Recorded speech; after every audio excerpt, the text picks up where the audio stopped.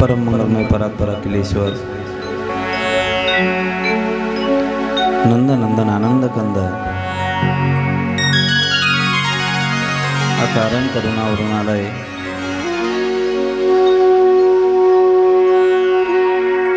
भक्तवांच्या कल्पतरू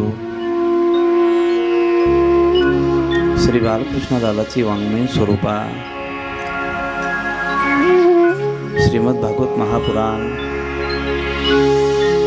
कथा ज्ञान यज्ञ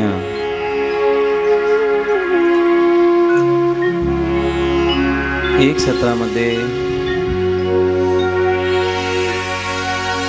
आरंभ होत असलेला भक्ती ज्ञान वैराग्य समुचयात्मक सोहळा या महोत्सवाचा आनंद घेण्यासाठी आपण सर्व या यज्ञ मंडपामध्ये स्थानापन्न झालात। कैलासवासी प्रकाश दामोदर बोराडे यांच्या स्मरणाचं औचित्य साधून भगवंताची रसमय लीला आपण या ठिकाणी श्रवण करणार आहात।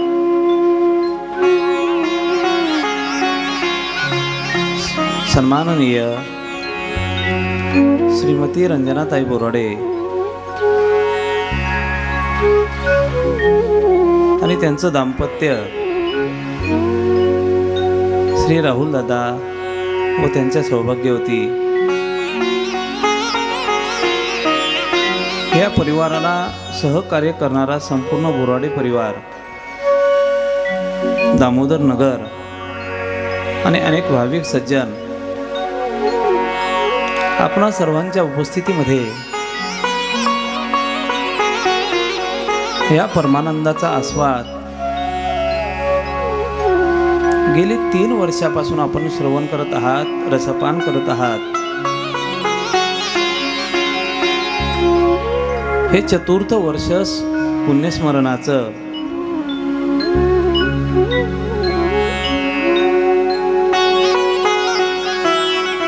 पुण्यस्मरण तेव्हाच केलं जातं काहीतरी पुण्य सामग्री जवळ असली पाहिजे। आयुष्यभर पापाचं ग्रहण करायचं, पापाचा स्वीकार करायचा, पापाची पुंजी जवळ आणून ठेवायची आणि जाताना आपलं कुणीतरी पुण्यस्मरण करावं ही अपेक्षा ठेवायची, हे मात्र योग्य वाटत नाही। नरकर्णी सो नरका नारायण होय, आपलं कर्मच आपल्याला मोठं बनवतं। आपण गेल्यानंतर सुद्धा आपलं कर्म कोणीतरी आठवण करून देण्यासाठी कारण ठरतं। आठवण तेव्हाच होते जवळ काहीतरी असेल तर, खिसा रिकामा असेल तर आपल्याला कोणी विचारत नाही। तसं जीवनामध्ये पुण्य संचय नसेल तर पाठीमागून कोणी आपल्याला विचारत नाही। साधारणतः व्यवहारातील छोटे छोटे नियम असतात, त्याच्याकडे आपण बारकाईने दुर्लक्ष करतो। बारकाईने दुर्लक्ष, माझे शब्द अतिरेकाने होतील। आपण थोडंसं दिसत असताना ह्या सामान्य गोष्टी जेव्हा आपण डोळ्याआड करतो तेव्हा मात्र गेल्यानंतर सुद्धा त्याच डोळ्यांतून आपल्या पाणी आल्याशिवाय राहत नाही। म्हणून आज जो हा उत्सव साजरा केला जातो, सोहळा तर भगवंताचा आहे, परंतु भगवंताच्या सोहळ्याचं औचित्य साधण्यासाठी सुद्धा काही औचित्य निमित्त असावं लागतं। एखाद्या शेजारच्या व्यक्तीशी जरी आपल्याला सुरुवातीला संभाषण करायचं असेल, गाडीमध्ये यात्रेमध्ये प्रवास करत असताना आपण काहीतरी विचारण्यासाठी जेव्हा प्रवृत्त होतो, काका पाणी आहे का थोडंसं 2 घोट, ते 2 घोट पाणी 2 शब्द राहतात, परंतु सगळ्या यात्रेमध्ये तो 2 घोटाचा 2 शब्दांचा प्रवास आपोआप बोलण्यामध्ये होत असतो। बरोबर आहे ना? साधारणतः जर प्रवासामध्ये 2 शब्द काढण्यासाठी काहीतरी निमित्त घ्यावं लागत असेल, भगवंताची कथा, भगवंताचा हाच सत्संग सोहळा, याचंही औचित्य साधण्यासाठी कोणाचं तरी निमित्त घ्यावं लागतं। काडीपिटीची काडी काढल्यानंतर जोपर्यंत तिचं घर्षण होत नाही तोपर्यंत आगीची उत्पत्ती होत नाही. तसं ह्या व्यवहारामध्ये संसारामध्ये कुठेतरी घर्षण झाल्याशिवाय पुण्य आणि पाप दोन्हीही उत्पत्ती होत नाही. मी कायम सांगतो, एखाद्यावर आपला क्रोध व्यक्त करायचा असेल तर शरीराचे आविर्भाव हावभाव प्रगट करण्यासाठी तोंड उघडं व्हायला पाहिजे. सासू सुनाचं जर रोजच भांडण होत असेल तर त्याच्यावर फक्त एकच पर्याय असतो, तोंड बंद ठेवलं की भांडण सुद्धा संपतं, नाही का? या व्यवहारातील गोष्टी आपल्याला परमार्थ शिकवतात. काहीतरी निमित्त साधावं लागतं, काहीतरी निमित्त घ्यावं लागतं आणि तेच निमित्त गेले 4 वर्ष झालेत होत आहेत. काका जाऊन 4 वर्ष होत आहेत आणि हे 4th वर्ष. गेले हे वर्षी आपण गोड ही कथा रसपान केली. ह्याही वर्षी काहीतरी आमचं प्रेमाचं नातं असेल किंवा काहीतरी पुण्य असेल म्हणून ह्याही वर्षी आम्हाला या ठिकाणी हीच कथा आपणा सर्वांच्या समवेत रसपान करण्यासाठी पाचारण करण्यात आलंय. समवेत असलेला कलासंच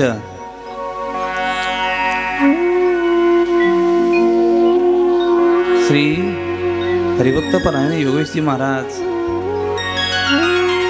ज्यांची बोटं आपल्याला संगीतातून बाहेर प्रगट होताना दिसत आहेत. गोड अशी वेणू जी भगवंताने आपल्या अधरोष्टांवर ग्रहण केली.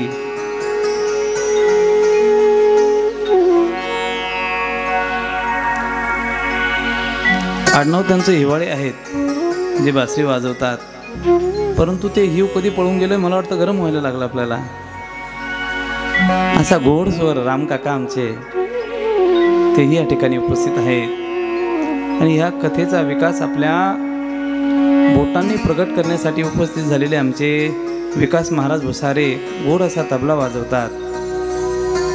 अमर कथा, अमर करणारी कथा सर्वांना अमर करते, परंतु अमर कुठं दिसत नाही म्हणून आमचे अमरदादा ॲक्टोपॅड वाजवण्यासाठी या ठिकाणी उपस्थित झालेत.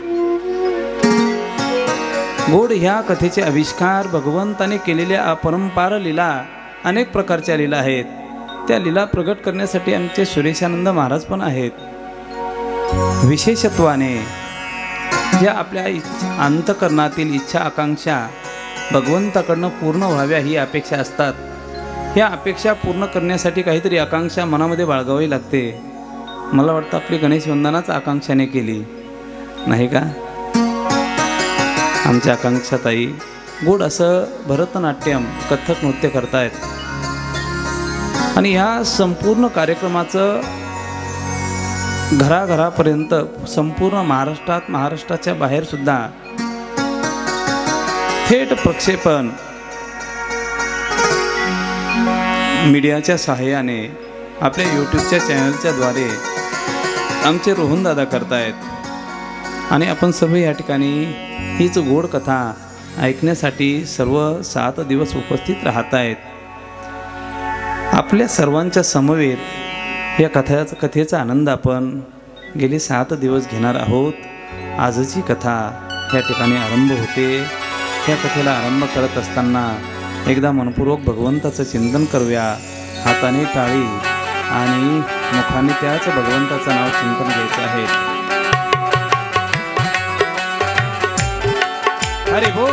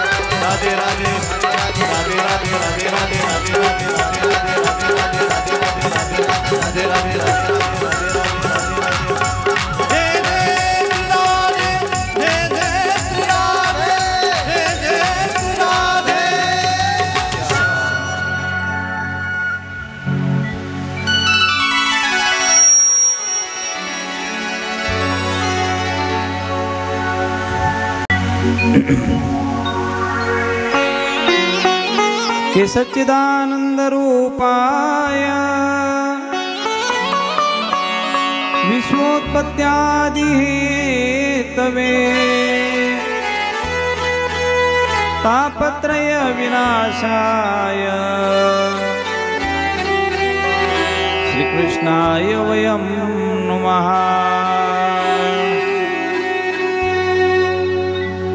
भगवंताची रसमय लीला त्या कथेला आरंभ होत असताना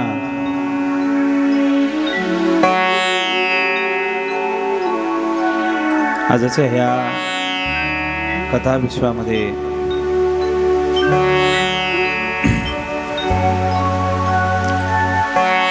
आपण आपल्या जीवनाची अपरंपार यात्रा आरंभ करणार आहोत।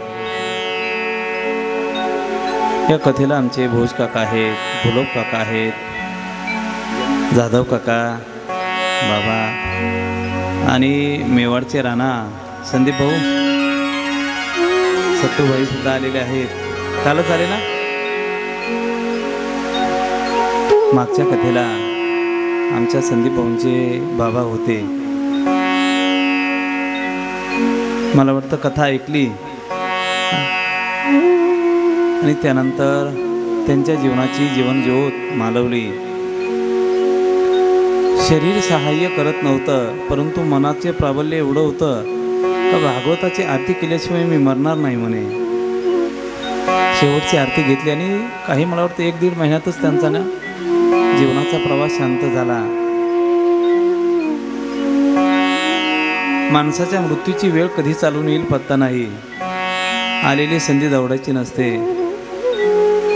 एखादं लग्न कार्य गेला नाही गेला कोणी विचारणार नाही तुम्हाला। एखाद्या प्रसंगाला तुम्हाला आवर्जून निमंत्रण दिलं तुम्ही नाही गेला तरी चालेल, परंतु भगवंताची कथा कीर्तन ज्या ठिकाणी चालू आहेत ना अशी आलेली वेळ मनुष्याने जीवनात कधी दवडायची नसते। क्या भरोसा है इस जिंदगी का, साथ देती नहीं ये किसी का। आमच्या आशाताईंकडे पाहिल्यानंतर आम्हाला एक नवचेतना निर्माण होते।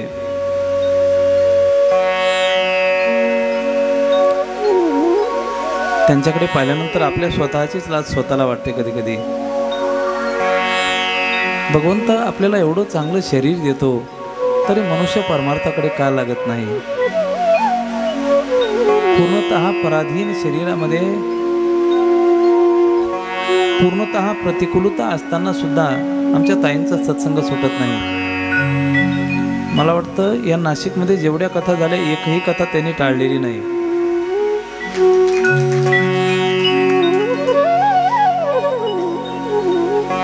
मनुष्याने काहीतरी घ्यावं, घेत राहावं, आपली पिशवी कायम भरत ठेवावी, रिकामी ठेवू नये. फक्त चांगल्या गुणांनी ती कधी आपल्याला कामं पडेल सांगता येत नाही. आपल्याकडे एक मराठी म्हण आहेत नाही का, प्रवासाला निघालेला माणूस भूक नाही पण शिदोरी. तुम्ही म्हणाल आता सगळीकडे ढाबे निघाले, आता काही गरज नाही. अजून ह्या गोष्टीचा ढाबा निघालेला नाही.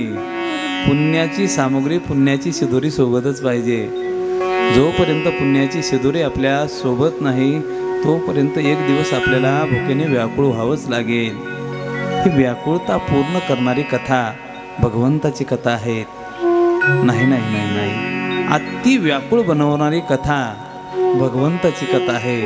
एकदा का ज्याने श्रवण केली त्याची भूक वाढते, शांत बसत नाही. वा काय गोड कथा होती, परत कथा ऐकायचीच. वा काय गोड कथा होती, परत कथा ऐकायची. प्रेम वाडे चढो वडे, खादलेची खावे वाटे, भेटले भेटे आवडी. पुनी पुनी कीर्तनी हो सुनी सुनाई, पुनी पुनी कीर्तनी हो सुनी सुनाई.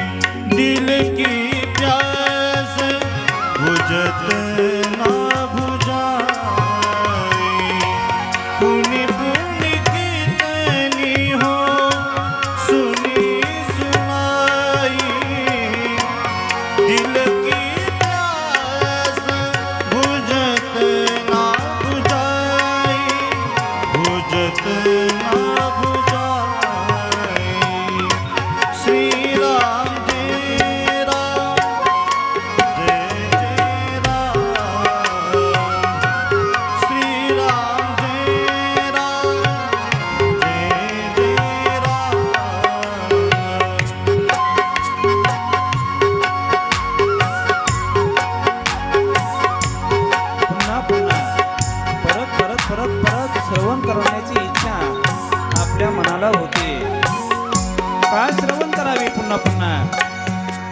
अरे सकाळी जेवण केलं तर संध्याकाळी भूक लागतेच.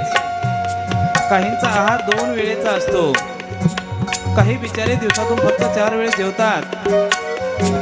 असा एकही व्यक्ती आपल्याला सापडणार नाही का तो जेवण करत नाही, आहार घेत नाही.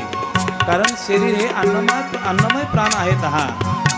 अन्न जर पुरवलं नाही हे शरीर कृश होईल, आपल्याला सहकार्य करणार नाही.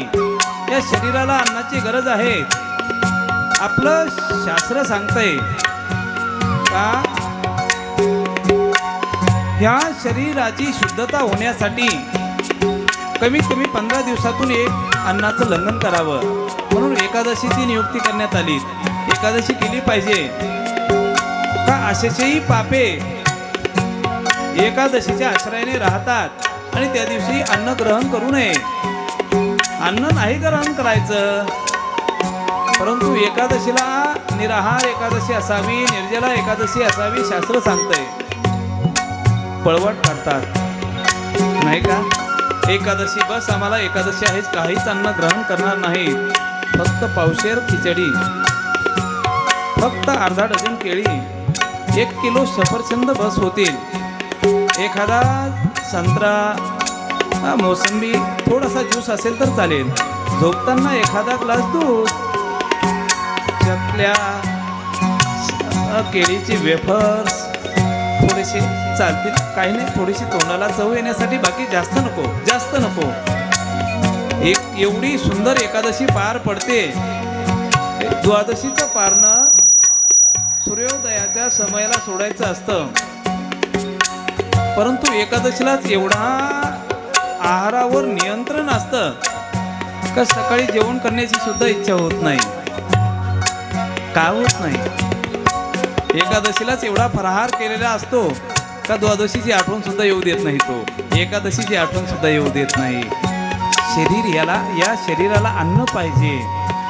जर ह्या शरीराला अन्नापासून दूर ठेवलं तर हे शरीर कासावीस होतंय, कशामध्ये मन लागत नाही. जसं ह्या शरीराला अन्नाची गरज आहे तसं ह्या मनाला भगवंताच्या कथेची गरज आहे. आणि एकदा का त्या भगवंताला, त्या मनाला भगवंताच्या कथेचा व्यासंग लागला, त्या मनाला सांगितलं ना आता कथा श्रवण केली, आता परत श्रवण करण्याची गरज नाही. मन म्हणतं नाही बाबा, नेगे नेगे नेगे माझी वाचा विसावा. काय करू मन अनाभर, माझं मन मला ऐकत नाही. ते मन आपल्याला उत्तर देतं यातून.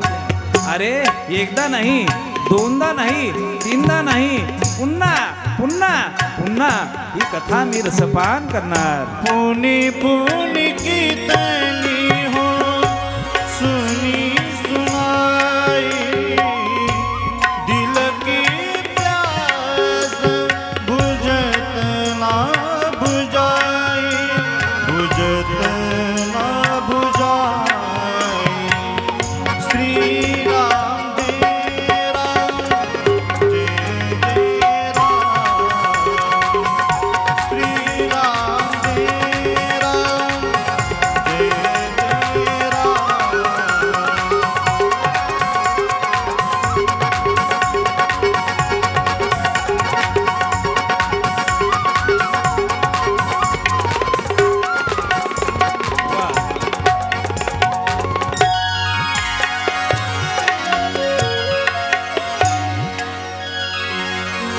पुनी पुनी कीर्तनी हो सुनी सुनाई, दिल की प्यास बुझत न बुझाई. पुनी पुनी कीर्तनी हो सुनी सुनाई, दिल की प्यास बुझत न बुझाई, बुझत न बुझाई. श्री राम जय राम, जय जय राम.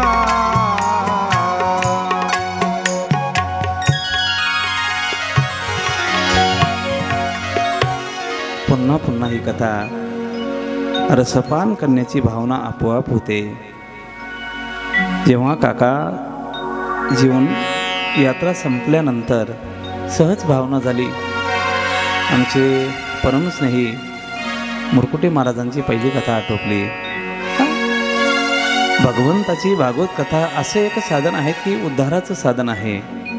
मनुष्याने गेल्यानंतर असताना, हयात असताना जरूर एकदा कथा श्रवण करावी. एकदा केली की तो पुन्हा श्रवण करण्यासाठी आपोआप जातो. परंतु गेल्यानंतर जर त्याच्याच कुटुंबातील, त्याच्या मुलांनी, त्याच्या मुलीने त्या प्रित्यर्थ कथा जर केली तर त्याचा उद्धार होतो. कथा केली काकांसाठी, उद्धार मात्र आपल्या सगळ्यांचा आहे. निमित्त कोणाचं तरी घेतलं जातं. एकदाच कथा करावी. आता 4 वर्ष झालेत, होत आहेत. कथेचा व्यासंग तेवढा अटूट व्हायला लागलाय, घट्ट व्हायला लागलात.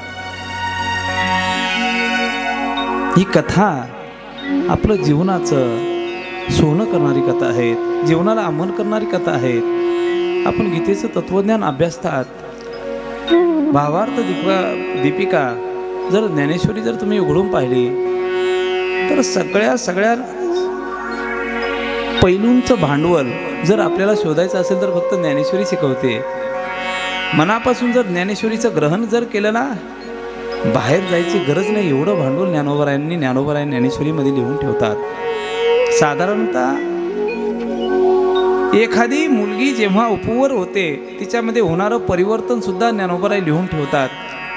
प्रथम वैसा काळी लावण्याची नव्हाळी प्रगटे जैसे आगळी अंगना अंगी.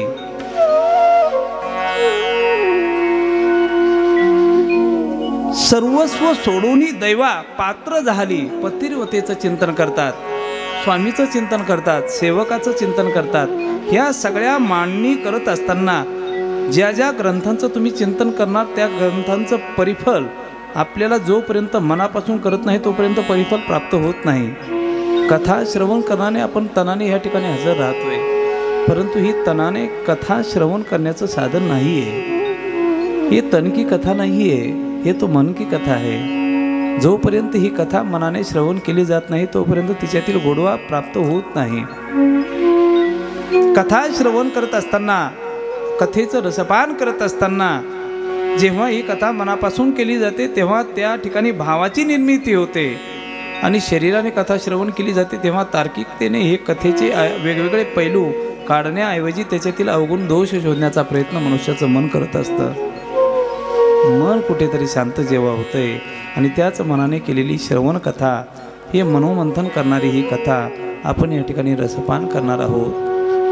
प्रभू रामचंद्रांचं दिव्य चरित्र आपल्याला जीवन जगण्याची कला शिकवतंय. माणसाने जीवनामध्ये आपल्या संसारामध्ये मार्गक्रमण करत असताना त्या मार्गक्रमणाचा प्रवास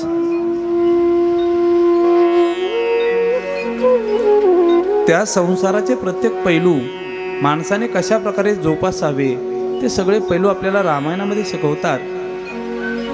पत्नीने पती समवेत कशा प्रकारे आचरण करावं, बंधूने बंधू समवेत कशा प्रकारे आचरण करावं, पत्नीने पती समवेत कशा प्रकारे आचरण करावं, नवे नवे जाऊबाई सोबत कसं राहावं, या सगळ्या गोष्टी आपल्याला रामायण शिकवतंय. आपल्या बापाने यदा कदाचित एखाद्या वेळेस आपल्या आईला बाजूला काढलं, घरात एक दिवस घेतलं नाही तर तोच पोरगा आयुष्यभर बापाशी बोलत नाही. 6 महिने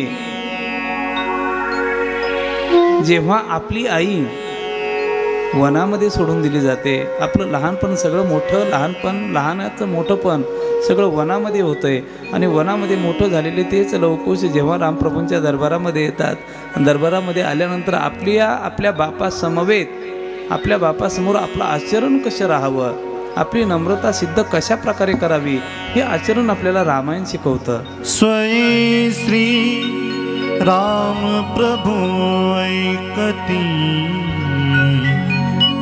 स्वयं श्री राम प्रभु ऐकती, कुशलव रामायण गाती, कुशलव रामायण गाती, कुशलव रामायण गाती.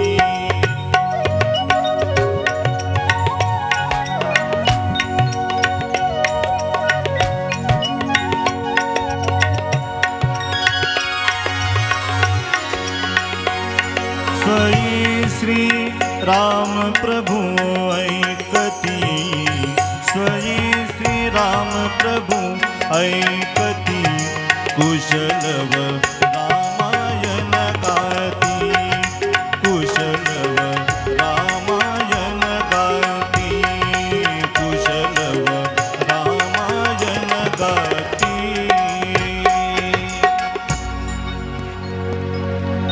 भर दरबारामध्ये लवकुश आपलं स्वतःचं चरित्र वर्णन करतात. बाजूला भक्त शिरोमणी मारुतीराय बसलेले आहेत, लखनजी बसलेले आहेत, जो रागाचा पुतळा आहे.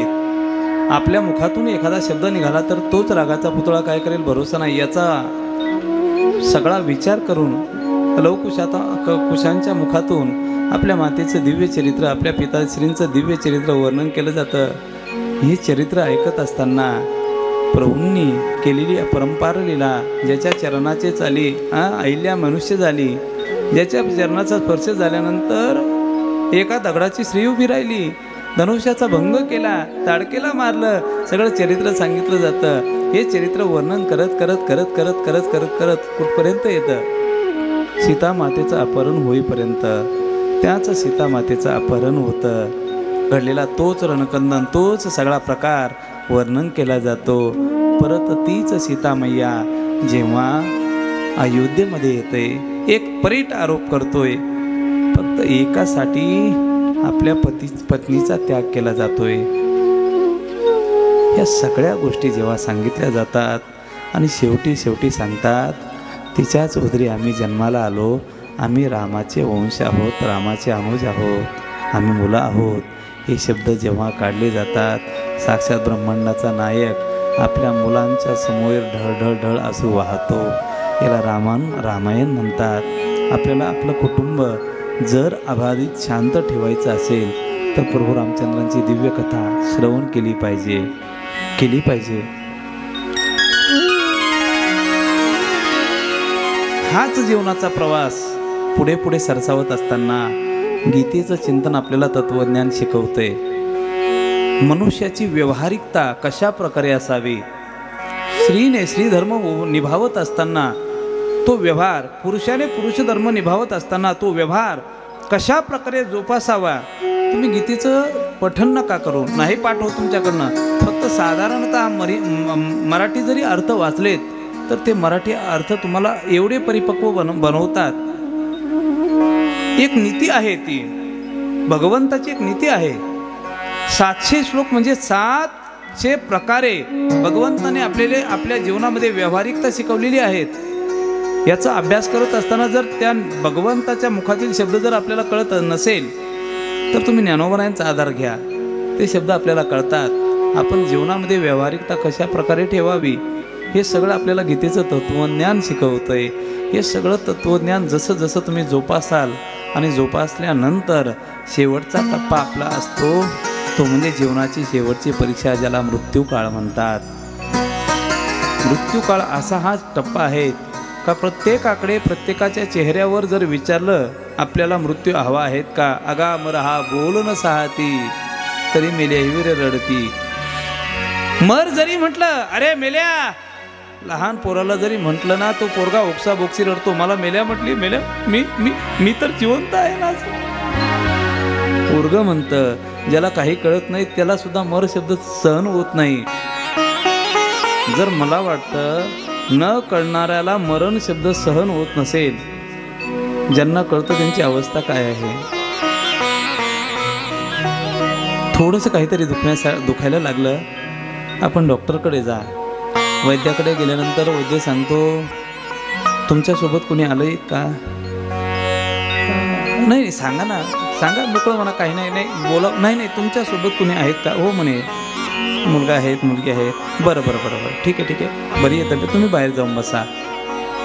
आणि मग मुलाला सांगितलं जातं, सुनेला सांगितलं जातं, बाबा आता फक्त 15 दिवसाची सुट्टी आहेत बरं का, 15 दिवसाची सुट्टी. म्हातारं बाहेरून ऐकत असतं, काय डॉक्टरने आपल्याला फक्त 15 दिवस वॉर्निंग दिली.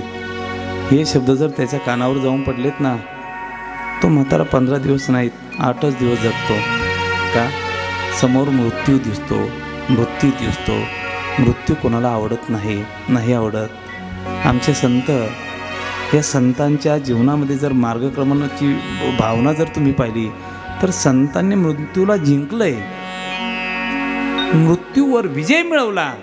आणि तो विजय मिळवण्यासाठी ज्याचा आधार घेतला तो आधार म्हणजे श्रीमद भागवत महापुराण आहे.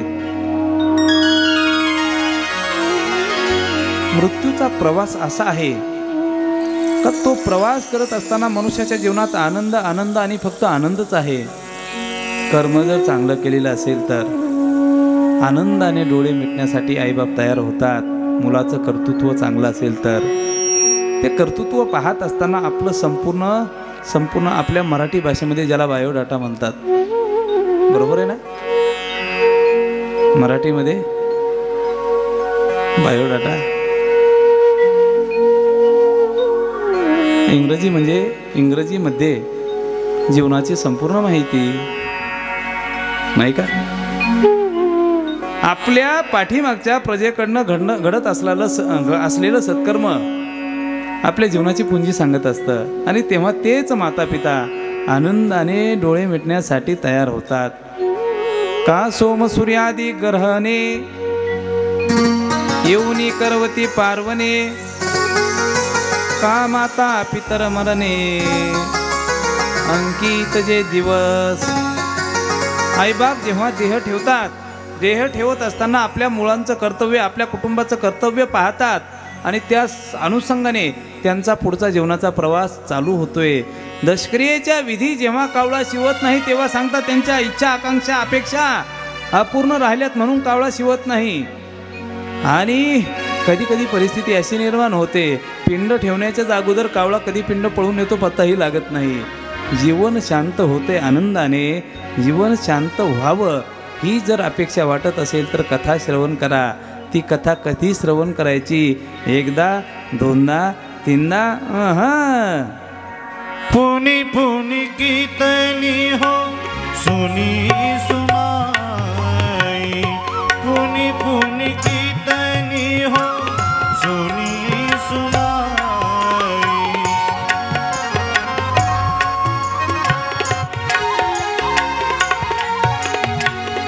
दिल की प्यास बुझत ना बुझाई,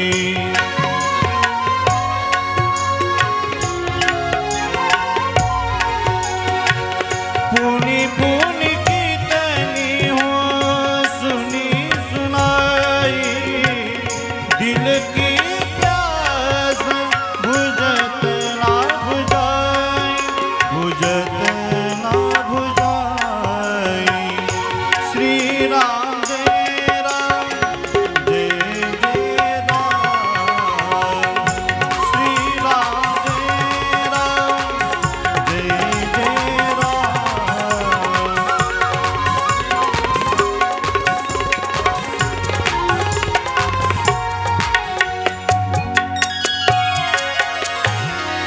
पुन्हा पुन्हा कथा श्रवण करावी. महाराज, कथा श्रवण करण्यासाठी पुण्य पाहिजे, पुण्य पाहिजे तेव्हाच कथा श्रवण होते. आमच्या जीवनात भाग्यच नाही हो, आमच्या नशिबातच नाही. हे शब्द असताना आमच्या नशिबातच नाही. अरे नशीब, स्वतःचं नशीब स्वतः लिहिण्यासाठी तयार व्हा. भगवंत आपलं नशीब, आपलं प्रारब्ध तयार नाही करत. आपण केलेलं कर्मच आपलं प्रारब्ध तयार होतंय. आपण जोपर्यंत उठत नाही, उत्तिष्ठतः जाग्रतः प्राप्य वरान निबोधतः, हे शब्द अत्यंत महत्त्वाचे आहेत. आपली हिंदू संस्कृती, हिंदू परंपरा आपल्याला आळशी बनवण्यासाठी शिकवत नाही.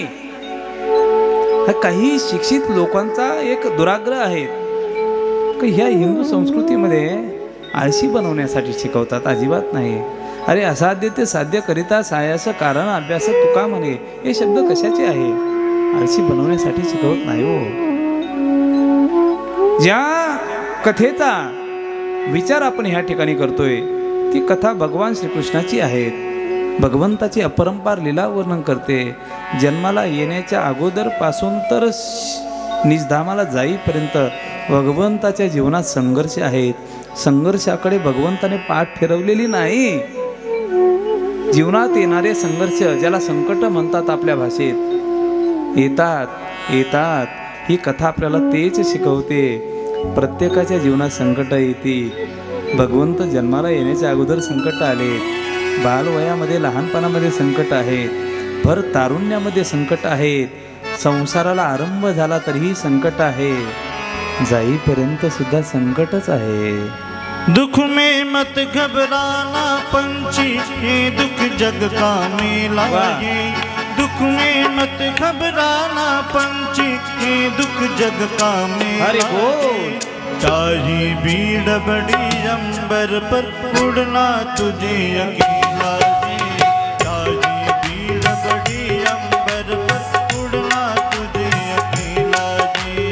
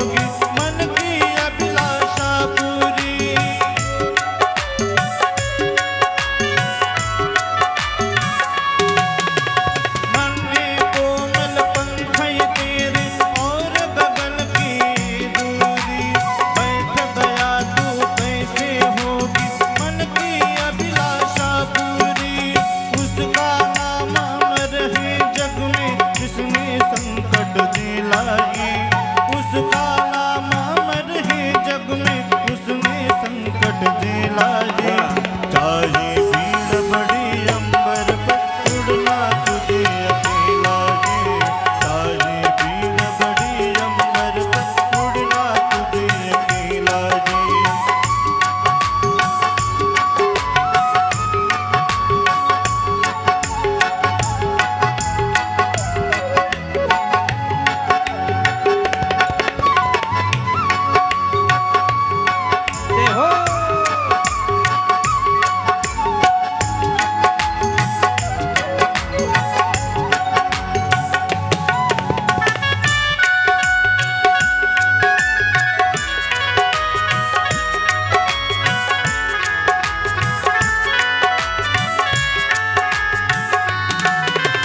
चतुर शिकारी ने रखा है जाल बिछा कर पग पग पर, हंस मत जाना भूल से पगले पछताएगा जीवन भर।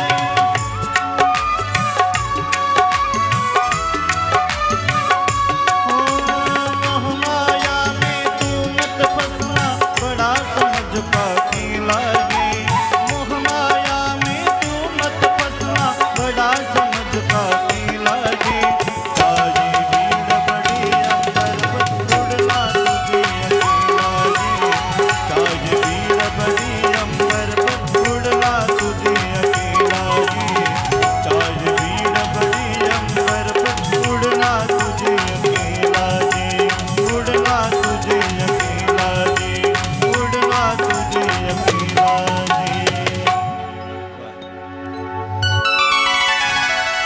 चाहे भीड़ बड़ी अंबर मुझे अकेला है। जीवनामध्ये प्रत्येक कर्म स्वतःचं कर्म स्वतःलाच करावं लागतं। संघर्षमय जीवन आहे। शरीरामध्ये अन्न सेवन करत असताना सुद्धा जोपर्यंत आपण तोंड हलवत नाही तोपर्यंत अन्न सुद्धा आपल्या शरीराचं रस ग्रहण करण्यासाठी तयार होत नाही। शरीर पुष्ट व्हावं तर तोंड हलवावं लागतं। शरीराला व्यायामाची आवश्यकता आहे। एखाद्या व्यक्तीने म्हटलं काय गरज आहे व्यायामाची, हात पाय दुखतात कशासाठी करत बसावं, कशासाठी। मी लहान असताना बाकीच्या पहिलवान मित्रांकडे पाहिल्यानंतर मला सुद्धा पहिलवान व्हावं वाटायचं बरं का। आपण असं मस्तपैकी तब्येत व्हावी अशी गुडगुटीत चांगली मस्त। त्यांचं पाहिल्यानंतर मी तालमीमध्ये जायचं, 2 किंवा 3च जोर मारायचं आणि आरशापुढे जाऊन हात करायचं। मी असं कमीत कमी 20 ते 25 वेळेस केलं बरं का। पहिल्या दिवशी जायचं, 2 जोर मारायचे, आरशापुढे तब्येत बघायची, दुसऱ्या दिवशी हातपाय दुखायला सुरुवात व्हायची, आता बस म्हणायचं। हे शरीर चांगलं सुदृढ राहावं असं जर वाटत असेल तर व्यायामाची गरज आहे। व्यायाम करणं शरीराला नको वाटतं, संघर्ष नको वाटतो। जीवनात येणारे संघर्ष माणसाला मोठं बनवतात। आजही तुम्ही सोनाराकडे जा, सोनाराकडे जात असताना सोनं जेव्हा आपल्या पुढे ठेवतो ना, ते सोनं पाहत असताना किती माता भगिनींच्या गळ्यामध्ये ते सोनं पाहायला मिळतंय, किती मोठमोठ्या व्यक्तींच्या हातामध्ये त्या सोन्याच्या मुद्रिका पाहायला मिळतात। एकदा त्या सोन्याला विचारा ना, बाबा तू सहजासहजी या ठिकाणी आलात का? सोनं म्हणतो नाही रे बाबा, खूप त्रास दिला, खूप त्रास दिला। खाणीतून काढलं, खाणीतून नुसतं काढलं नाही, एकत्रित करण्यासाठी आमच्यावर अनेक प्रकारच्या प्रक्रिया केल्या, अनेक प्रकारे अग्नी डाग दिलेच गेलेत। अग्नी डाग देऊन देऊन देऊन जोपर्यंत सोनाराची जिरत नाही तोपर्यंत माझी जिरवण्याचं काम केलं। सोनं सांगतं बरं इथपर्यंत आहेत, मला एकत्रित केलं, एखादा असा गोळा बनवला, तिथूनही शांत बसवलं जात नाही। एखादी माता येते, मला अशा प्रकारचं काय म्हणतात त्याला, काय म्हणतात गळ्यातलं एखादं सांगा ना तुम्ही। माझ्याकडे तुळशी आहे म्हणून मला माहीत नाही। एखादा हार बनवून द्या, हार बनवत असताना त्याच्यावर वेगवेगळ्या प्रकारची डिझाईन काढली जाते। ती डिझाईन काढत असताना सुद्धा सुवर्णकार अनेक प्रकारचे प्रहार त्या सोन्यावर करतो। सुंदर प्रकारचा अलंकार जेव्हा तयार झाल्यानंतर जेव्हा ती माता ती भगिनी गळ्यामध्ये धारण करते ना, धारण केल्यानंतर त्या सोन्याला विचारा, तर सोनं म्हणतं मला एवढ्या परीक्षा देऊन देऊन इथपर्यंत यावं लागलं। सोन्याला जर चकाकायचं असेल आपल्या अधरोष्ठान आपल्या वक्षस्थळावर धारण करावायचं असेल, भगवंताच्या कपाळावर मुकुट बनवायचा असेल, तर अनेक प्रकारच्या संघर्षांना जर तोंड द्यावं लागत असेल, त्या ठिकाणी सोनंच शोभा देतं, पितळ नाही. पितळ एकदा का संघर्षाला लागलं की काळं पडतं. पितळाला तुम्ही अग्नी डाग द्या, लगेच काळं पडेल. सोनं चकाकतं. जेवढं जीवन संकटातून जातंय तेवढं ते उजळतंय. जसं जसे त्याच्या जीवनात संघर्ष येतात, संकट येतात, त्याप्रमाणे त्या सोन्याचा प्रकाश दैदिप्यमान होतो. तसं जीवनामध्ये येणारे संघर्ष आपलं जीवन चकाकण्यासाठीच येतात. एवढं जर लक्षात ठेवलं ना, संघर्षाला मनुष्य कधीही घाबरणार नाही, संकटाला कधीही मनुष्य घाबरणार नाही. म्हणून संकट आपल्याला मोठं करण्यासाठी प्रयत्न करतात, संकट आपल्याला मोठं करतात. आणि ज्याने ज्याच्या जीवनामध्ये संकटाला पाठ फिरवली, त्याच्या जीवनामध्ये फक्त एकच शब्द, नाही तरी काय थोडी श्वान शुकुरे बापुडी. पशुवत जीवन आहेत, जन्माला आला, राहिला आणि गेला, कोणीही विचारायला तयार नाही. जिजुनी स्वतः चंदनाने दुसऱ्यास मधुगंध द्यावा, जिजुनी स्वतः चंदनाने दुसऱ्यास मधुगंध द्यावा, हे जाणता जीवनाचा प्रारंभ हा ओळखावा. आनंद या जीवनाचा सुगंधा परी दरवळावा.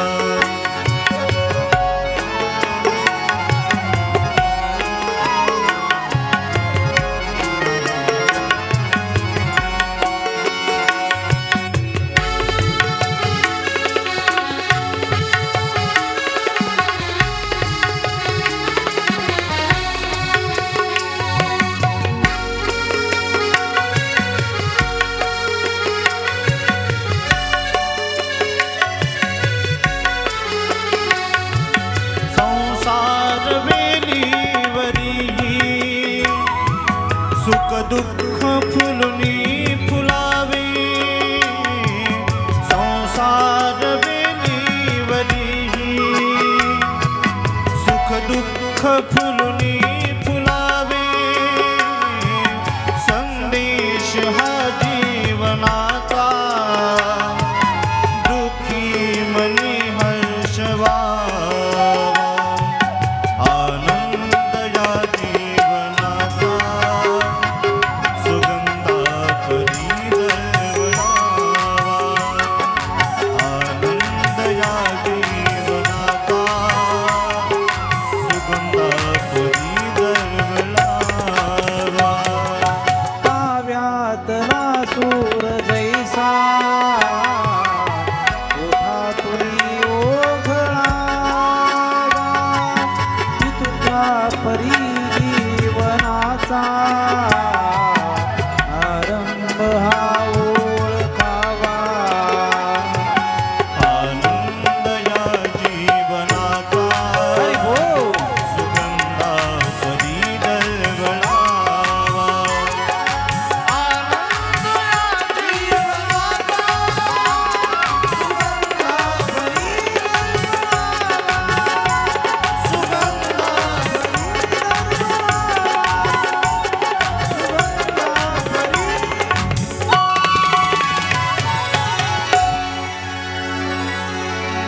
आनंद ह्या जीवनाचा सुगंधा परी दरवळावा. पाव्यातला सूर जैसा ओठातुनी ओघळावा, इतक्या परी जीवनाचा आरंभ हा ओळखावा. येणारी संकट माणसाला मोठं बनवतात. एखादा श्रीमंत जर पाहिलात ना, असं वाटतं आपल्याला भगवंताने खूप गरिबी दिली, एवढी दरिद्री नको होती हो, पाहिजे नाही ना. दरिद्रो व्याधी तो मूर्खा पंचमृत व्यक्तींचं वर्णन करत असताना दरिद्री व्यक्तीचं सुद्धा चिंतन केलं जातं. लक्षात घ्या, दरिद्री आणि श्रीमंती ही प्रत्येक मनुष्याला समाधान देईल असंच कदापि नाहीत. मी पाठीमागं मोबाईलवर बघितलं होतं, एका मोठ्या व्यक्तीच्या मुलाचं लग्न झालं. वर्णन करण्याऐवजी फक्त तुम्ही ऐका. आवाढ हवे शरीर आणि त्या लग्नाची चर्चा सगळीकडे चालू होती. जेव्हा त्या कुटुंबातील त्या व्यक्तीचं चिंतन वर्णन करण्याचा प्रयत्न केला का, आता कमीत कमी लग्न झालं, ह्या कुटुंबामध्ये एवढा आनंद का, पैसा लक्ष्मी त्यांच्या घरी पाणी भरते 24 तास, एवढी संपत्ती आहे, परंतु शरीर सुडोल करण्यास ते मात्र कमकुवत पडतात. प्रश्न विचारला का असं आहेत? त्या व्यक्तीला, त्या मुलाला लहानपणापासून अस्थमाचा त्रास आहे. इंजेक्शन दिलं तर अस्थमा शांत होतो, शरीर फुगतं, आणि शरीर सुडोल केलं तर अस्थमा त्रास देतो. विचार करा, संपत्ती कमी नाही, समाधान मात्र थोडंही नाही. फुटपाथवर पडलेला एखादा व्यक्ती असू द्या, एखादा व्यक्ती आमचा पंढरीची वारी करणारा असू द्या, त्याला फक्त झोपेच्या गोळ्या तू किती वेळा घेतो फक्त एकदा विचारा. वारकरी, पंढरपूरचा वारकरी कधी म्हणत नाही मी झोपेच्या गोळ्या घेतो. चालता चालता जेवढा प्रवास होतो भगवंताचं भजन होतं. एकदा का शेवटचा टप्पा आला की पडल्या कधीच नाही, शक्यच नाही. पडल्या झोपच लागत नाही वारकऱ्याला. अगोदर झोपतो नंतर पडतो, त्याला वारकरी म्हटलं जातं. आहेत ना, आले वारकरी आमचे, म्हणजे कथेतील वारकरी आलेत. तुम्ही मागं पाहू नका, वारकरी निघून जातील. आनंद घ्यायला शिका, आपला आनंद द्विगुणित करायला शिका. संसारामध्ये असलेल्या साधनांकडनं आनंद जेव्हा तुम्ही शोधायला सुरुवात करतात, पदरी फक्त दुःखच प्राप्त होईल, दुःखाशिवाय नाही. आणि ते दुःख आपल्याला एवढं होरपळतं, एवढं पिळून काढतं. जसा ऊसामध्ये चरख्यामध्ये ऊस सापडतो ना, त्याप्रमाणे आपल्याला असं पिळून काढतं. पत्नीकडनं सुख मिळावं, पतीकडनं सुख मिळावं, मुलाबाळांकडनं सुख मिळावं. आणि आपल्या जेव्हा मनाच्या इच्छा आकांक्षा त्यांच्याकडनं पूर्ण होत नाही ना, तेव्हा मात्र सर्व कमवून सुद्धा मनुष्य निहत्य जातो, रिकामे हाते जातो. आणि देवापुढे डावून शेवटी म्हणतोय, देवा काहीतरी मला द्यायला पाहिजे होतं ना, काहीतरी द्यायला पाहिजे होतं. काही नाही जीवनामध्ये, फक्त संतांचा व्यासंग, भक्तीचा व्यासंगच आपल्याला शांतता प्राप्त करून देऊ शकतोय. हीच कथा नैमिषारण्यामध्ये सूतजींच्या मुखारविंदातून 88,000 ऋषी श्रवण करतायत. श्रवण करण्याचं कारण काय? फक्त आनंद, परमानंद, बाकी काही नको आम्हाला. ही कथा श्रवण करत असताना एक भावधारा निर्माण होते. या कथेची व्याप्ती, आतापर्यंत अनेक ग्रंथांचं चिंतन तुम्ही केलेलं असेल, ऐकलेलं असेल, परंतु ही कथा श्रवण करण्याचं एक परमभाग्य आपल्याला ज्याप्रमाणे प्राप्त झालंय, तीच कथा सूतजी सुद्धा आपल्या मुखारविंदातून शौनकादिकांसह 88,000 ऋषींना रसपान करण्यासाठी लालायत होतात, प्रवृत्त होतात. हीच कथा राजा परीक्षितीला सुखदेवजी रसपान करण्यासाठी प्रवृत्त होतात. हीच कथा महर्षी नारद व्यासांना सांगतात, व्यासजी शुकांना सांगतात. या कथेची शृंखला, ही मालिका एवढी दैदिप्यमान आहेत का ही कथा आपल्यापर्यंत येऊन पोहोचवते. आपल्यापर्यंत येऊन पोहोचली. ज्यांची मालिका श्रेष्ठ आहेत त्यांचा प्रवास सुद्धा श्रेष्ठ असतो. म्हणून माणसाच्या जीवनात मोठ्या लोकांसमवेत राहा, श्रेष्ठ लोकांसमवेत राहा. यदा कदाचित त्याचा खिसा फाटका असेल, परंतु मन एवढं मोठं असेल की त्याच्यामध्ये काय काय ठेवलेलं असेल बघताही लागणार नाही. मोठ्यांसमवेत राहा. अत्यंत मोठा महाराज असेल, एखादा कोटीची गाडी त्याच्याकडे असेल, त्याच्याकडे हे सर्व असताना सुद्धा त्याच्या मनाची बैठक कशी आहे हे सुद्धा पाहण्याचा प्रयत्न करा. त्याच्या जीवनातील व्यासंग कसा आहे हेही सुद्धा पाहण्याचा प्रयत्न करा. आमचे गुरुजी आम्हाला कायम सांगायचे, बाळा तुझ्या जीवनातील प्रवास खूप खडतर आहेत बरं का, हे शब्द सगळ्यांसाठी आहेत, निमित्त माझं आहेत. बाळा, जीवनातील प्रवास खूप खडतर आहेत. अनेक प्रकारचे साधू संन्यासी, अनेक सज्जन महात्मे भेटतीलही. माणसाचा स्वभाव असा आहे, वरपंग लवकर भाळतो मनुष्य. बाह्य देखाव्यावर जास्त त्याचं मन आकर्षिलं जातं आणि मनुष्य तिथंच फसतो. आज आमच्या माता भगिनी उच्च शिक्षित वर्गामध्ये शिकतायत, त्यांना अनुभव आहेत. काही काही मुलींचे जीवन जेवढं भरकटलेलं आहे, ते भरकटलेलं जीवन पाहिल्यानंतर अंगावर शहारे उभे राहतात. फक्त त्या भरकटलेल्या जीवनाला जाऊन तुम्ही विचारा, ही अवनती, ही परिस्थिती तुमच्या जीवनात का झाली? फक्त बाह्य रंगावर भाळलेलं जीवन आहे. बाह्य रंगावर, जेव्हा बाह्य रंगावर मनुष्य भाळतो तेव्हा मात्र त्याची फजिती झाल्याशिवाय राहत नाहीत. बाळा, हे जीवन खरं तर आहे. जीवनामध्ये अशा व्यक्तीचा व्यासंग संग करावा, संगतीत राहावं, ज्याच्या संगतीमध्ये राहिल्यानंतर आपल्याला परमार्थ करण्याची इच्छा होते, भगवंताचं भजन करण्याची इच्छा होते, भगवंताच्या भजनामध्ये तल्लीन होण्याची इच्छा होते. भूक ताण विसरून आपण फक्त भगवंताचीच भक्ती मागतोय. समजून घ्यायचं, हाच खरा महात्मा, हाच खरा सज्जन, हाच खरा सत्पुरुष. दुसरा संत शोधण्याची गरज नाही. आणि एखादा संत महात्मा पकडावा, त्याच्याकडे पाहिल्यानंतर जर आपल्याला गोड असा संसार करण्याची इच्छा जर होत असेल ना, वेल मांडवावा जावा अशी जर भावना होत असेल ना, समजून घ्यायचा अविवाहित आहेत, लग्न नाही, त्याचं बाकीचा सगळा प्रपंच चालू आहे, काही नाही. चांगल्यांच्या संगतीत जीवन जगलं पाहिजे, मोठ्यांच्या संगतीत. ही संगती खूप मोठी परंपरा आहे, ही मालिका खूप मोठ्यांची आहे. ही श्रवण करत असताना ब्रह्मापासून नारदापासून, नारदांपासून सनकादिकांपर्यंत, सनकादिकांच्या अनुषंगाने पुन्हा नारदांना प्राप्त होते. नारदजी पुन्हा व्यासांना सांगतात हा सत्संग, हा सोहळा. आणि जेव्हा व्यासजी विचार करतात की आपल्या जीवनाची ही परंपरा कशा प्रकारे पुढे न्यावी, वैशीचे शेवटी जशी एकची वे वांजोटी, मग ते मोहाची त्रिपोटी नाचू लागे. म्हातारपणामध्ये मुलगा झालाय आणि तो मुलगा आता काय करेल, कुठे प्रचार प्रसार करायचा, हा विचार जेव्हा व्यासांच्या अंतःकरणामध्ये येतोय तेव्हा शुकदेवांची उत्पत्ती होते. शुकदेव अवताराला येतात आणि तेच शुकदेवजी राजा परीक्षितीला स्वतःना ही कथा रसपान करण्यासाठी प्रवृत्त करतात. हीच कथा, गोड कथा आपणही श्रवण करणार आहोत. शौनकादिकांसह 88,000 ऋषी, हजारो वर्षांपासून ही परंपरा चालत आलेली आहे श्रवणाची. मुलगा जन्माला आला का आईचं स्तनपान कसं करावं म्हणून प्रत्येक सिटीमध्ये क्लासेस घेतले जातात.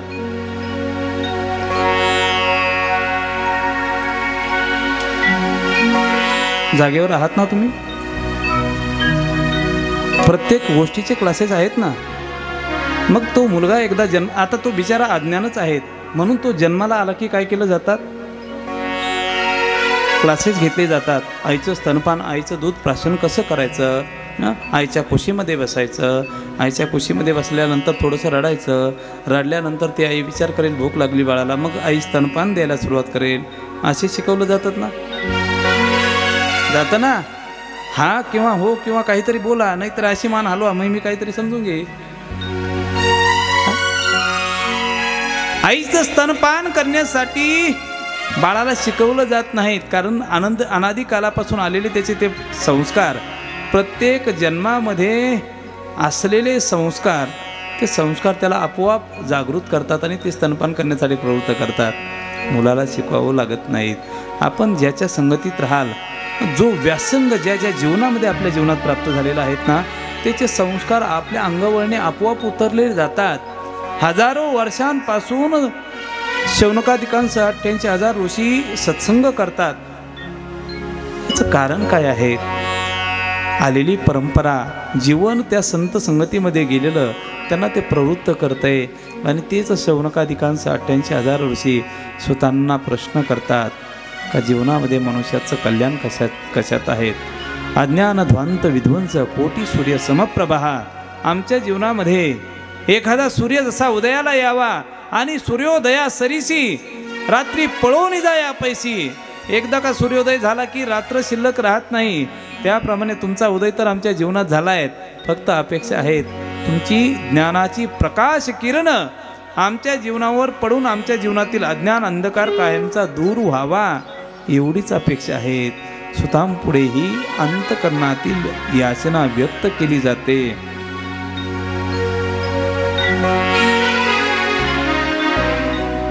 आपल्याकडे जे प्रोडक्ट आहेत त्याला जर घेणारा ग्राहक जर भेटला तर आपल्याला बरं वाटतं. बरोबर आहे ना? व्यापारी वर्गातील आहात आपण, शेतकरी वर्गातील आहात.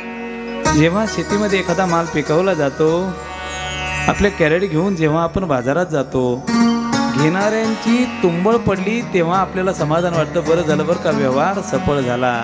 तसं ज्ञानाने परिपूर्ण असलेला एखादा महात्मा, फक्त त्याला एकच अपेक्षा असते, कोणीतरी ऐकणारा भेटावा. असा ऐकणारा भेटावा का माझ्या जीवनाची परिपूर्णता यावी. स्वतःनाही हीच अपेक्षा लागते, कोणीतरी असा ऐकणारा भेटावा का माझ्या जीवनात परिपूर्णता येईल. म्हणून वक्ता तो वक्ता नव्हे, श्रोतेनी विन. सांगणारा कितीही चांगला असू द्या. मी मराठीमध्ये शिकवतोय, सांगतोय तुम्हाला, आणि तुम्ही सगळे कर्नाटकामधून जर आला, हेनरी कोंडरी काय ती भाषा आहे ती, जर मी तुमच्या पुढे कितीही सांगितलं, तुम्हाला जर माझी भाषाच कळत नसेल, उपयोग काय आहे त्याचा? सांगणाऱ्या वक्त्याकडनं जोपर्यंत श्रोत्याच्या मनापर्यंत जाता येत नाही ना, तोपर्यंत ते वक्तव्य काहीच कामाचं नाही. कानडीने केला मराठा भ्रतार, कानडीने केला मराठा भ्रतार.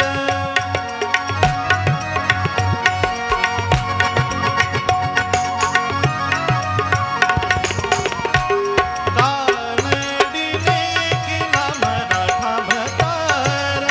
एकाचे उत्तर एक लोहे, एकाचे उत्तर एक लोहे. कानडीने केला मराठा भ्रतार, कानडीने केला मराठा भ्रतार.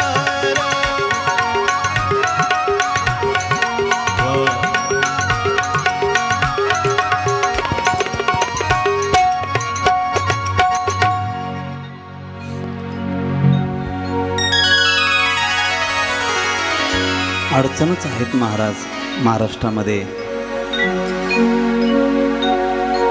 शिक्षण जरी चांगलं झालेलं असू द्या, संपत्तीही भरपूर असू द्या, तरीही कीर्तन कथेऐवजी कधी कधी आम्हाला वेगळा विपर्यास करू नका. महाराज, तुमच्या पाहण्यात एखादी असेल तर सांगा ना, तुमच्या पाहण्यात एखादी असेल तर सांगा ना, सांगा ना. सांगेल म्हटलं. एक मुलगा होता, लग्न होत नाही, लग्न होत नाही. कर्नाटकात सुद्धा आपला वारकरी संप्रदाय चांगल्या प्रकारे प्रगत आहेत. मग विचार केले, बिचारं 45-50 वर्षाचं झालं, अजून लग्न होत नाही, होत नाही, होत नाही. म्हटलं चल बाबा, एक मुलगी आहे, फोटो दाखवला, बायोडाटा दाखवला, पटली, पसंत झाली, गेलं तिकडं. फुकट बापूराव, बिचारं लग्न बिग्न झालं, ट्रेनमध्ये बसलं. मी म्हटलं आता लग्न झालं, आता परत मला बोलवू नको, बोलू नको. म्हटल्यानंतर ठीक आहे, लग्न झालं, सगळं झालं. 8 दिवस तिकडे राहिला सासूरवाडीला. एक संभाषण करणारा व्यक्ती ठेवलेला होता, ट्रान्सलेशन, भाषांतर करणाऱ्या व्यक्तीसोबत. मराठी आणि कानडी. तिला मराठी कळत नव्हती, याला कानडी कळत नव्हती. रेल्वेचा प्रवास चालू झाला. जो भाषांतर करणारा होता बिचारा तो मध्येच उतरला आणि महाराज आता मला थोडंसं काम आहे, मी उतरतो. बरं, तो प्रवास चालू असताना हा तिला विचारायचा,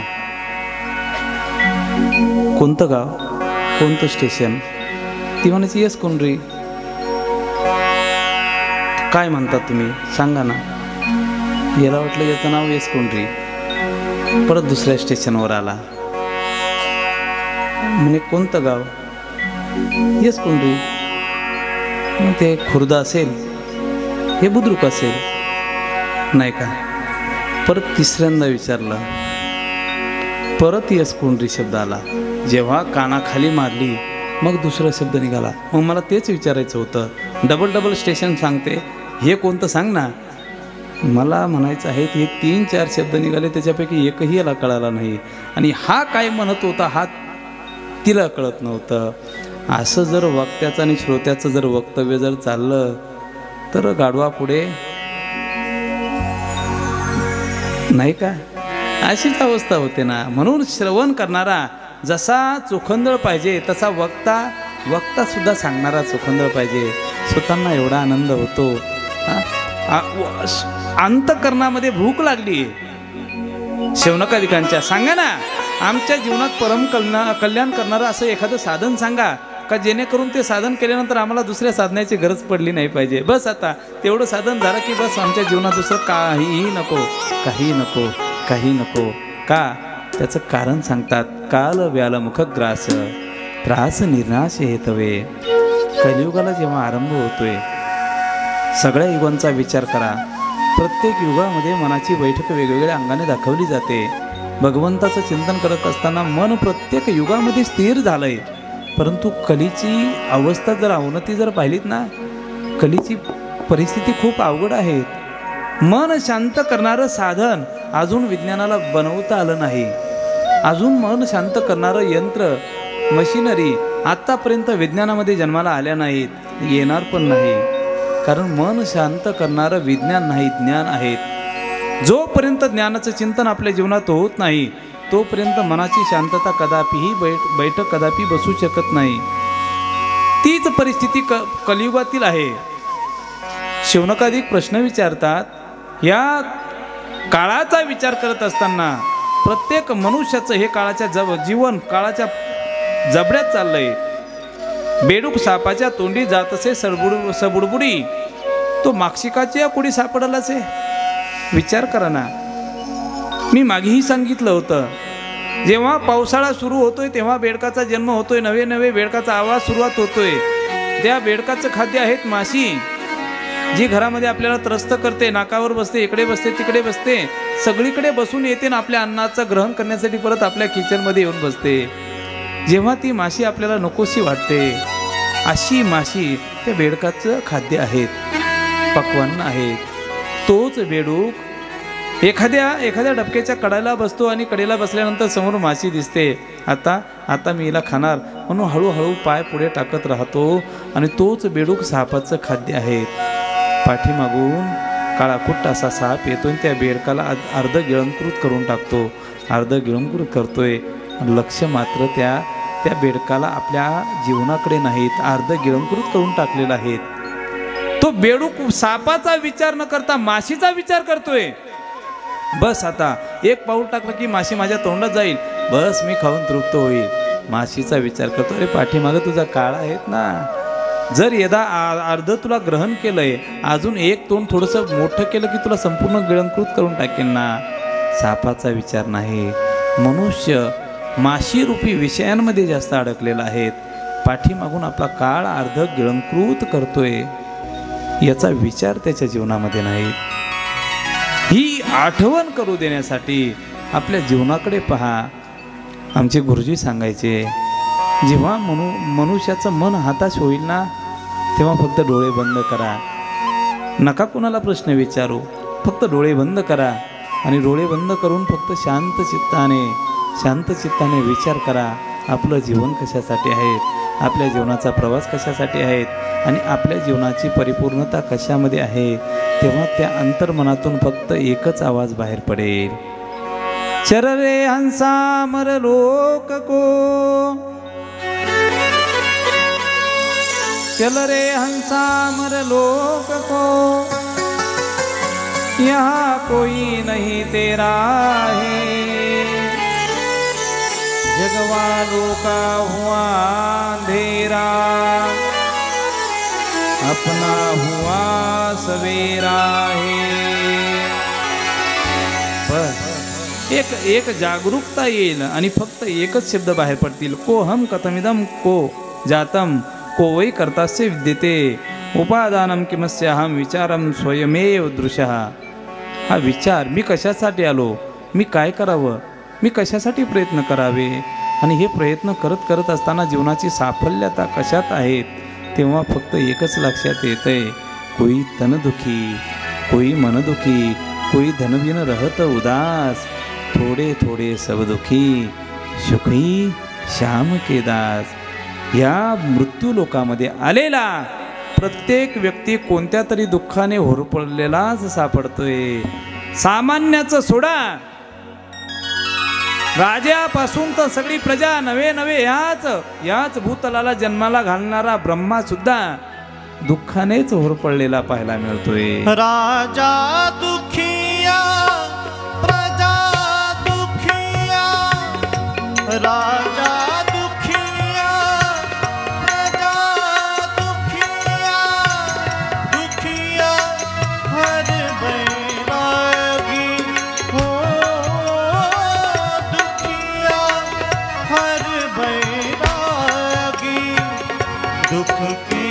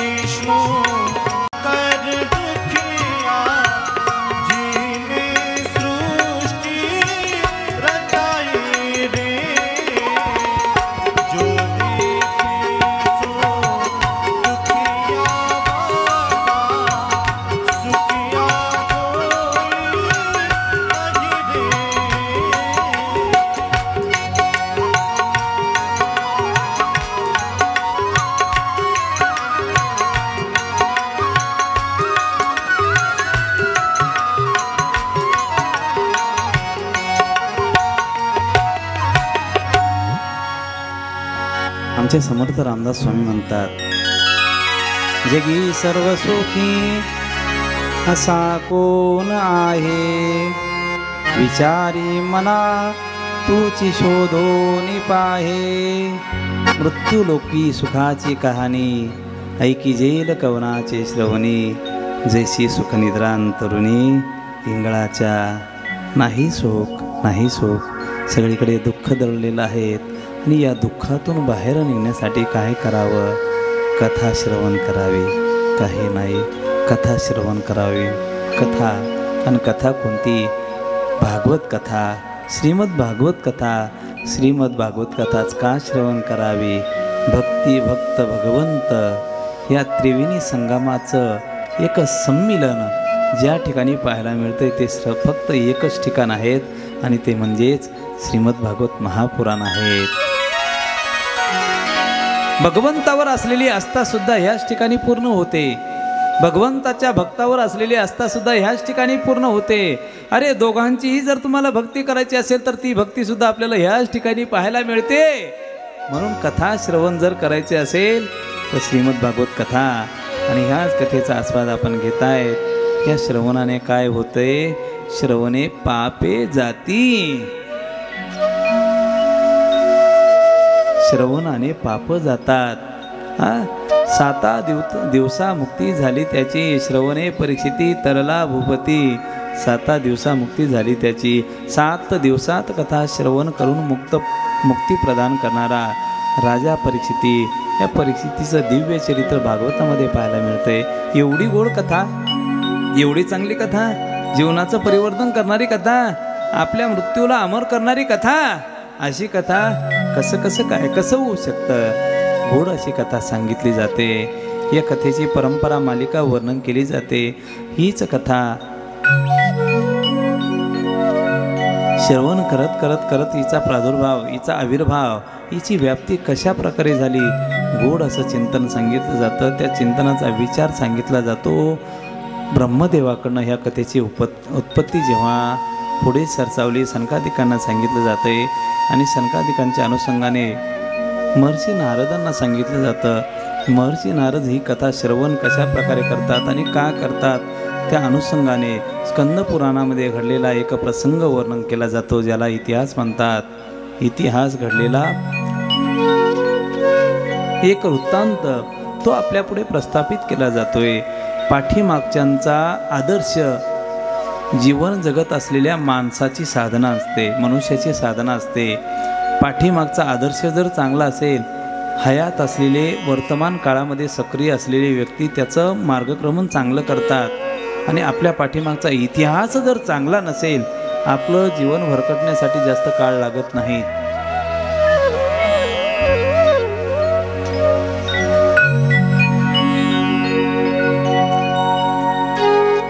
एक दीड वर्ष झालं आळंदीमध्ये एक प्रकार घडला. सांगण्यासाठी मी कारण आहे, तुम्हाला लक्षात घ्या. एका 9 वर्षाच्या मुलाने संपूर्ण ज्ञानेश्वरी पाठ केली. किती वर्षाच्या? 9 वर्षाच्या. आपण 90 वर्षाचे होतो तर वाचताच येत नाही, समजतच नाही.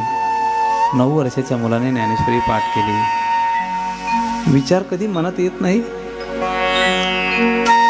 आपले 9 वर्षाचे मुलं अजून चांगल्या प्रकारे बोलत नाही मराठी, तो अस्खलित ज्ञानेश्वरी पाठ करतो. याचं कारण काय असलं पाहिजे? पाठीमागचा वारसा चांगला आहे, पाठीमागचा इतिहास चांगला आहे. त्या मुलाच्या आईवडिलांची मुलाखत आमच्या गुरुजींनी घेतली, बाबांनी घेतली. मी पाहिलं, फक्त मी समक्ष नाही भेटलो.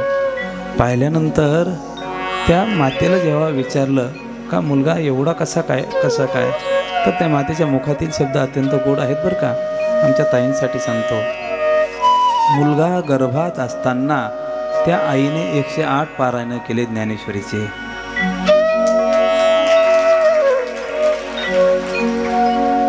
गर्भात असताना 108 पारायण 9 महिने 9 दिवसात पूर्ण केले. त्याचा परिपाक असा झाला की 9व्या वर्षी तो पोरगा ज्ञानेश्वरी म्हणतोय. न पाहता पाठीमागचा इतिहास जेव्हा चांगला असतो, आपल्या जीवनाचा वर्तमान काळ तो इतिहास घडवत असतो. महर्षी नारद ही कथा आपल्या पुढे प्रगट करतात. पाठीमागचा इतिहास चांगला आहे आणि तोच इतिहास आपल्यापर्यंत येऊन पोहोचतोय. त्या इतिहासाची पुनरावृत्ती केली जाते.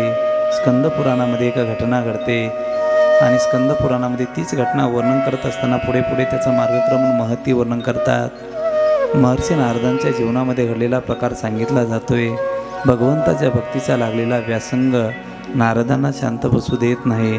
महर्षी नारद भूतलावर येतात आणि भूतलावर आल्यानंतर परिणामतः ही कथा श्रवण करण्यासाठी प्रवृत्त होतात. कथा श्रवण करण्यासाठी प्रवृत्त होतात, श्रवण करण्यासाठी प्रवृत्त होतात. परंतु परिणाम असा होतो, जिथे जिथे जाईल तिथे तिथे काही त्रुटी, काही उणिवा, काही दोष पाहायला मिळतात. भगवंताच्या कथेमध्ये भजनी विक्षेप तेची पैमरण. भगवंताची भक्ती करणारा एखादा व्यक्ती जर असेल तर त्याला संसाराच्या गप्पा नकोशा वाटतात आणि कधी कधी परिणाम असा होतो की संसाराच्याच गप्पा मारणारे जास्त भेटतात. नारदजी ज्या ज्या ठिकाणी जायचे त्या ठिकाणी परिस्थिती तीच निर्माण व्हायची. नारदजी विचार करतात, करावं काय, करावं काय, करावं काय. हताश होऊन नारदजी वृंदावनामध्ये येतात आणि वृंदावनामध्ये आल्यानंतर भगवंताच्या कथा, भगवंताच्या लीला, भगवंताने जो आविष्कार वृंदावनामध्ये निर्माण केला, भगवंताने जो आनंद, जो परमानंद गाई गोप गोपाळांना दिला, त्या आनंदाची आठवण महर्षी नारदांना होते आणि नारदांच्या मुखातून सहज शब्द बाहेर पडतात.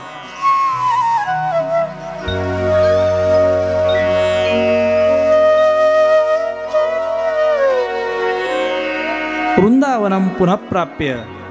या वृंदावनामध्ये पुन्हा पुन्हा जन्म घेऊन भगवंताच्या त्याच लीलांचं, त्याच गोष्टींचं चिंतन आपल्याकडनं पुन्हा पुन्हा व्हावं ही अपेक्षा त्यांना लागते. आणि वृंदावनाच्या त्याच यमुना मातेच्या तीरावर येतात आणि तीरावर आल्यानंतर परिणामता त्याच लीला पुन्हा पुन्हा आठवतात. भगवंताचं भजन करू लागतात, भगवंताचं चिंतन करू लागतात. मुखांतून आपोआप बाहेर शब्द पडू लागतात. निर्मल नीर बहत जमुना, निर्मल नीर बह जमुना के, भोजन दूध दही के, आली रे मने लागे वृंदावन नीको, आली रे मने लागे वृंदावन नीको।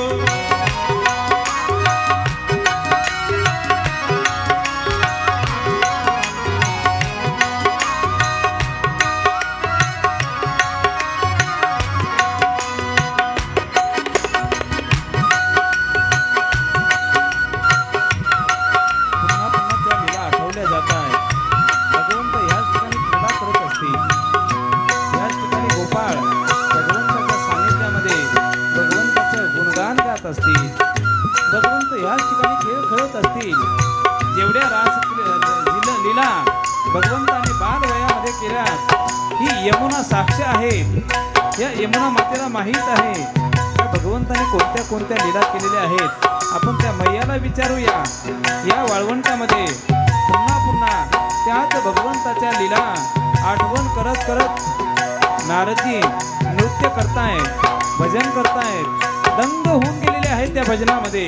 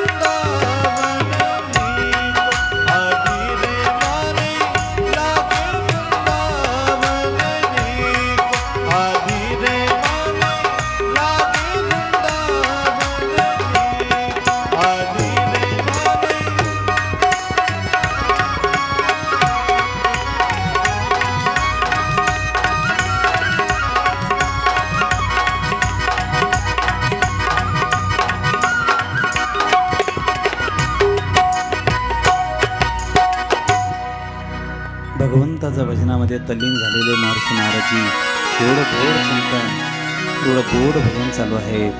गोड अशी वीणा, वेणू, त्या वेणूचा नाद पुन्हा पुन्हा कानावर पडतोय. त्याच गोपाळांचे तेच दिव्य चरित्र पुन्हा पुन्हा आठवत आहेत. काय भाग्यवान असेल ही यमुना. का ती यमुना, त्या यमुना मातेकडे पाहिल्यानंतर सुद्धा आजही भगवंताची आठवण येते. तुम्ही सगळे तीर्थ करा. सगळ्या तीर्थांमध्ये फिरत असताना तुम्हाला एक गोष्ट प्रकर्षाने निदर्शनात येईल. जर तुम्ही गंगेचं पाणी पाहिलं तर तुम्हाला निळगार पाणी दिसेल. आज तुम्ही गंगा गोदावरीचं जर पाणी पाहिलं शहर सोडून, तर तेच पाणी तुम्हाला निळगार दिसेल. प्रत्येक गंगेचं, प्रत्येक तीर्थाचं पाणी जर पाहत असताना जर तुम्ही पाहिलं तर त्या पाण्याकडे तुम्हाला एक निळी दिव्य छटा पाहायला मिळेल. परंतु जर यमुना मायेच्या तीरावर जर तुम्ही जाऊन पाहिलात, उगमापासून तर मिलनापर्यंत ते पाणी फक्त काळच दिसतं, काळच दिसतं. एकदा त्या मातेला विचारा, मैया असं का गं बाई, सगळे तीर्थ पाहत असताना निळगार पाणी दिसतं, तुझ्याकडे पाहिल्यानंतर तू अशी सावळी का झाली, अशी काळी का झाली? तिच्या मुखातून फक्त एकच शब्द येईल, माझ्या सावळ्याने फक्त एकदा मुखकमल पाहिलं होतं, माझ्या कानाने फक्त एकदा चेहरा पाहिला होता, त्या चेहऱ्याची आठवण म्हणून मी माझाच रंग पालटून टाकला, माझ्याच मध्ये परिवर्तन केलं. भगवंतामध्ये मी परिवर्तन करू शकत नाही, भगवंताचा चेहरा निळा गोरा करू शकत नाही, हे मला माहीत आहे. मोठ्याला बदलवता येत नाहीत, लहान्याने बदलायचं असतं. मी लहान आहेत ना, माझं आराध्य आहेत ना, ते मी पत्नी आहेत ना, माझ्या पतिदेवांचा स्वीकार मी केला, त्याच सावळ्याचा रंग, त्या रंगाचा स्वीकार मी केला. म्हणून आजही त्या यमुनेचं पाणी आपल्याला आठवण करून देते. काळी आहे ती रात्र काळी, यमुना काळी, सगळंच काळं. नारदजी पुन्हा पुन्हा आठवण करतात. मीठे रस से भरी ओडी राधा रानी लागी, महारानी लागी, मन खारो खारो जमुना जीरो पानी लागी.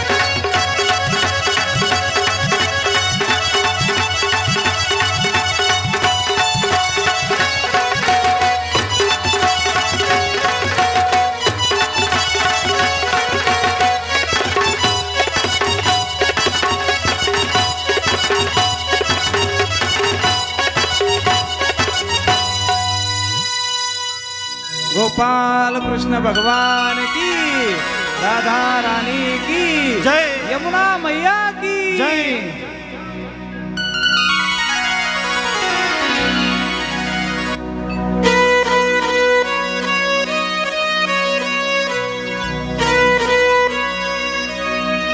मन कारो कारो जमुना जीरो पाणी लागे, पाण्यासारखा आवाज सोडतात आमचे जलभाऊ तर एकदम शांत आहेत.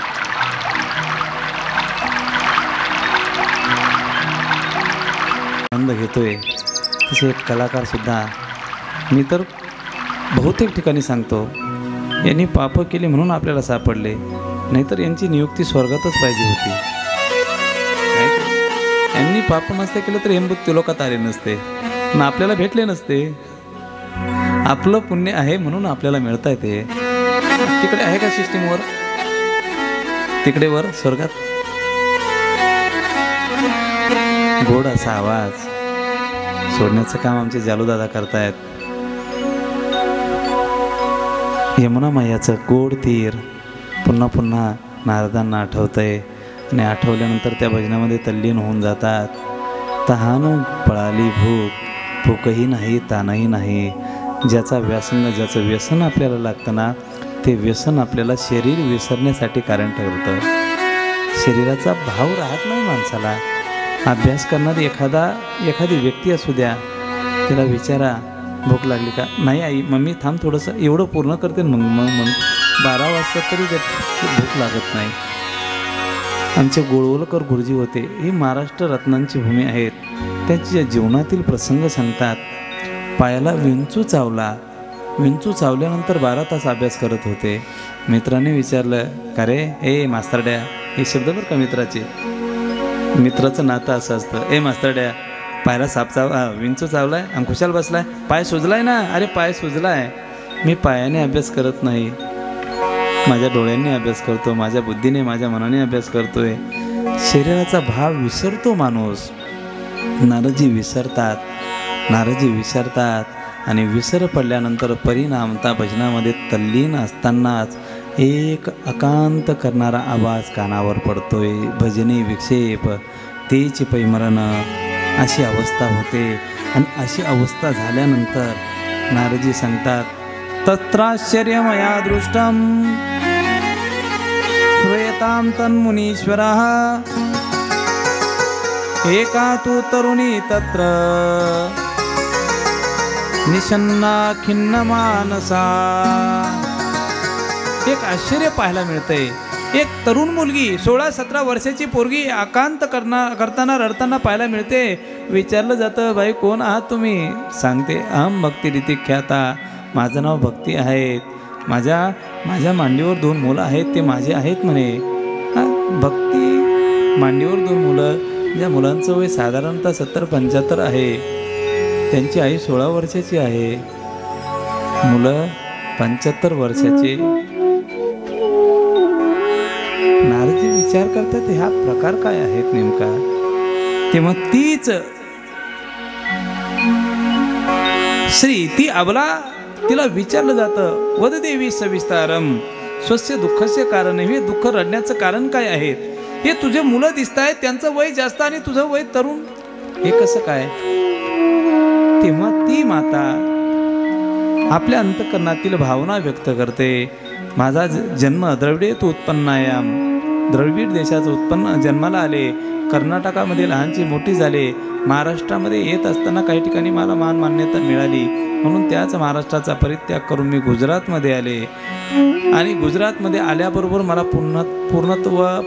पूर्णतः जीर्ण अवस्था प्राप्त झाली आणि माझी तारुण्य अवस्था परत प्राप्त व्हावी म्हणून मी वृंदावनामध्ये आले. परंतु वृंदावनामध्ये आल्यानंतर माझा सगळ्यांनी स्वीकार केला, माझ्या पुत्रांचा स्वीकार कोणी केला नाही. त्याच्यामुळे त्यांना जीर्ण अवस्था प्राप्त झाली, वृद्ध अवस्था प्राप्त झाली. आई तेव्हाच आनंदात असते, मुलं आनंदात असतील तर. टोपल्यामध्ये अर्धीच भाकरी असू द्या आणि अर्धी भाकरी जेव्हा 2 मुलं येतात, आई आई आई भूक लागली, दे ना ग काही दे ना ग आई. ते टोपलं माहीत आहेत ना, टोपलं नाही तर टोपलं त्याचा विसर नका पडून देऊ, कारण टोपलं फक्त आई जिवंत ठेवते. हां, त्या टोपल्यातील ती आई भाकरी, अर्धी भाकरी घेते, त्याचे 2 तुकडे करते. अर्धी चतकोर भाकर एकाला देते आणि चतकोर बाळाला देते दुसऱ्याला. भाकरी ती चतकोर, ती अर्धी भाकरी 2 मुलं खातात, पोट मात्र आईचं भरतं. बरोबर आहे ना? आईचं भरतं पोट. मुलं जर समाधानी असती तर आईला चांगलं वाटतं. माझी 2 मुलं वृद्धावस्थेला प्राप्त झाले, जीर्ण अवस्थेला प्राप्त झाले, कसं मला गोड वाटेल, माझं तारुण्य मला परत मिळालंय. परंतु बाळं जीर्ण अवस्थेमध्ये प्राप्त झाले, करावं काय? नारदजी विचार करतायत, हे प्रकरण साधं नाहीत, कारण ही भक्तिमती महाराणी आहेत आणि हे 2 मुलं म्हणजे साक्षात ज्ञान आणि वैराग्याचा पुतळा आहेत. यांना काय करावं? सगळ्या प्रक्रिया शोधल्या जातात, सगळ्या शास्त्रांचं सार शोधलं जातं, गीता पाठैर मोह गीतेचंही चिंतन केलं जातं आणि शेवटी दोन्ही पुत्रांना पूर्वावस्था जेव्हा प्राप्त होत नाही तेव्हा मात्र हताश होऊन नारदजी प्रश्न विचारतात. श्री बाके बिहारी लाल की, गुरुदेव भगवान की जय.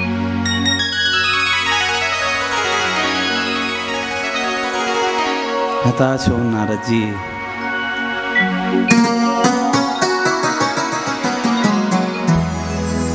बद्रिकाश्रमाजवळ येतात आणि आल्यानंतर विचार करतायत, आता याच्यावर पर्याय काय, काहीतरी शोधायला पाहिजे. आणि तो पर्याय अत्यंत विद्वान व्यक्ती असावी आणि एखाद्या अडाणी व्यक्तीला त्याचे प्रश्न विचारावे. ज्या व्यक्तीला विचारलं जातो तो विचार करतो की विचारा तूच अगोदर भरपूर विधानं आहेत आणि तुला उत्तर आता मी तरी काय द्यावं. अनेक साधू सज्जनांना विचारलं जातं याचा पर्याय काय, तेव्हा उत्तर मिळत नाही. नारदजी हताश होतात आणि शेवटी पर्याय शोधण्यासाठी एका शांत ठिकाणी जातात.